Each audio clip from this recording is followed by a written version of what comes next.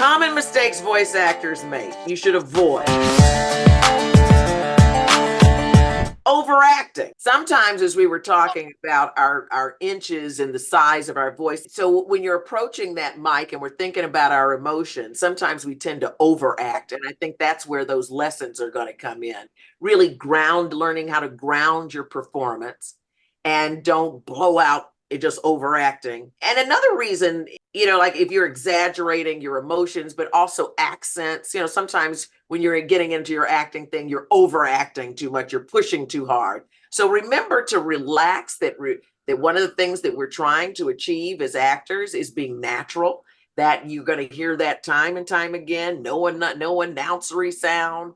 We don't want that professional polished sound. We want real people, natural. So try not to overact and push so much to the point where you just don't sound natural anymore. You just sound unnatural. Bad actors, the worst kind of acting. I don't like acting when I can see it, says Uta Hagen, one of the great teachers who I believe in and teach a lot. She said, if I can see you acting, you're not doing a good job.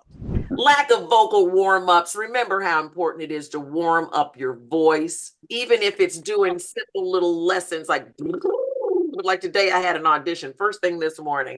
I walk around because my voice doesn't warm up until like 10 or 11, and I got to go call a friend and talk to somebody for a while to warm my voice up. But I walked around the house today going all those things. These voice lessons are very important. You can go on YouTube and learn some. Moving those 41 muscles right here, you've got to stretch out. And I promise you, you will find a difference in your performance when you have warmed up and when you have not.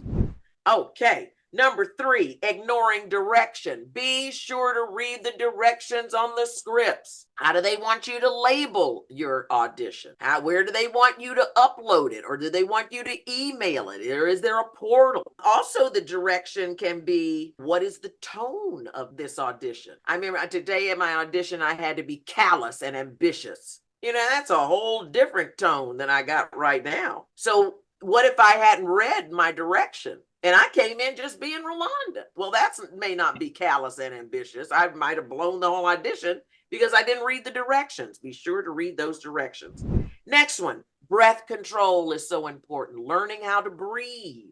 Proper breathing can help you sustain those long lines sometimes we have to read. And I know that sometimes I have to take we all have to do this in life, much less vocal acting. But, when you watch singers approach the mic and they go,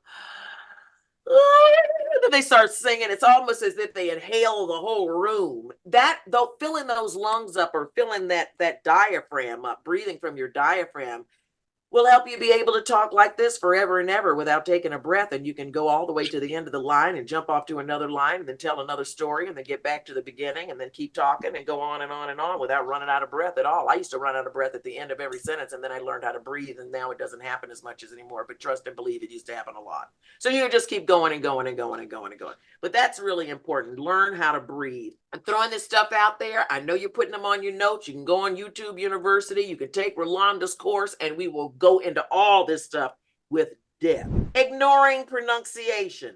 We talked about the pharmaceuticals. If you can't pronounce this stuff, look it up. If there's a name of some politician in your political, look it up. Be sure, don't just assume you know what some of these technical terms or some of this unfamiliar language might be. If your brain is stuck on it, look it up.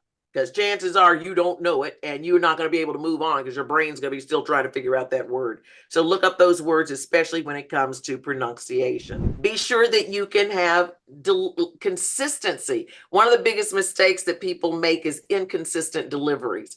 Like, for instance, if you're coming up with a character and you're going to give it an accent, you better carry that all the way through the whole scene, all the way through the whole production. Don't forget what you sounded like. We play back your audition. A lot of times they'll play it back for you so you can get back into the head. But choose something that you can maintain throughout the whole session. Don't lose the accent, start sounding like you all of a sudden you were playing British and then Flint came back in through there. So I have to watch that because my Southern accent, honey, will come through like crayon under a paint. It'll come through. we have to watch those things and keep those under control. Be careful not to rush. Really enjoy what you're doing. Sometimes we get so nervous and we start rushing through the dialogue and not taking advantage of where we can take a pause that might be meaningful, or to really embrace what we're talking about. Instead of just reading lines. I don't look for readers in my class. I look for actors. And those are people who are really enjoying what they're talking about, enjoying the scene and taking their time with it. Another mistake people make is ignoring character development. Just don't read the line. Who is your character? Who are you talking to? Where are you going? Why are you even saying these words? What's your background? We always have actors going, what is my motivation? Well, we sound silly, but it really is true. What the heck am I here for? Remember, we only get a slice of this character's life. So let's really make it understandable. And that's your work back there. Sometimes, with my characters, I'll figure out what they're wearing, how they walk, what's important to them, what would happen if they lost, what would it make them crazy, what is something. I mean, these are little things that right now you're learning. It may sound like, what is Rolonda talking about? Who cares? But those little things will make a difference in your character. Finding ticks in the character, or a laugh, or the way they wear their shoes, all of those things come into development to give you a more authentic performance. Remember, acting is about making me believe you. Are you believable? And another thing is neglecting vocal health. Be sure to take care of your voice. Stay hydrated. Avoid straining your voice. Take breaks when you need to prevent vocal fatigue and injury to your voice. This is serious business, and vocal care is very serious to us. Can't go out all night at the game screaming, smoking cigars and dark liquor and come and do a smooth commercial in the morning.